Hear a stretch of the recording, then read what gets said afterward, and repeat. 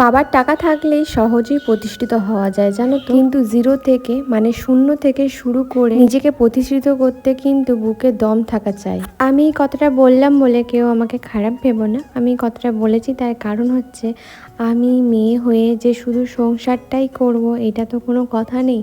একজন বয়স্ক ভদ্র মহিলা বলতে পারো আমাকে লিখেছিল যে মেয়ে মানুষের সংসারটাই মানায়, এর থেকে বাইরে কিছু মানায় না।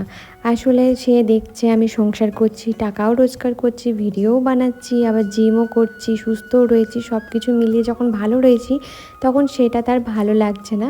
তো হিসাব মতো গিয়ে আমাকে একরকম মানে কথা শোনাচ্ছে যে হ্যাঁ বরের টাকায় বসে বসে খাচ্ছ, বাবার টাকায় বসে বসে খাচ্ছ, একটা মেয়ের জীবন কি বাবা আর বরের টাকা ছাড়া এর বাইরে কিচ্ছু ভাবা যায় না আপনাদের? তো আমি কিন্তু আমার বাবার টাকায় প্রতিষ্ঠিত। আমি হয়তো একটু ভুল বললাম, কারণ আমার বাবা ছোটোর থেকে আমাকে নিজে রোজগার করে মানুষ করেছে, সবই করেছে, যেটা বাবার দায়িত্ব পালন করার সেটা বাবা করেছে। যেমন আমরা আমার ছেলের প্রতি দায়িত্ব পালন করছি, একজন বাবা হিসেবে যতটুকু দায়িত্ব পালন করার বাবা করেছে তার বাইরে গিয়েও করেছে বলবো।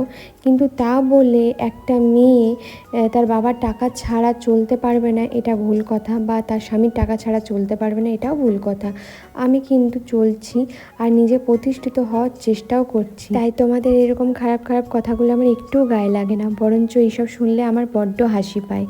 আর যেহেতু আমরা এখন কম তেল খাচ্ছি তাই আজকে প্রেশার কুকারে শুধু পেঁপে দিয়ে এই চিকেনের ঝোলটা বানিয়েছিলাম, ভীষণ ভালো খেতে হয়েছিল। ওই আদা রসুন আর জিরে ধনে একটু গোলমরিচ বেটেছিলাম আর পেঁয়াজ টমেটো বেটেছিলাম। বাইরে ভীষণ বৃষ্টি হচ্ছিল জানো। আর এইদিকে দেখো প্রীতমকে ভিজে ভিজেই অফিস যেতে হলো, কোনো উপায় নেই, কাজ তো করতেই হবে, এই বৃষ্টির মধ্যেও তাই যেতে হলো।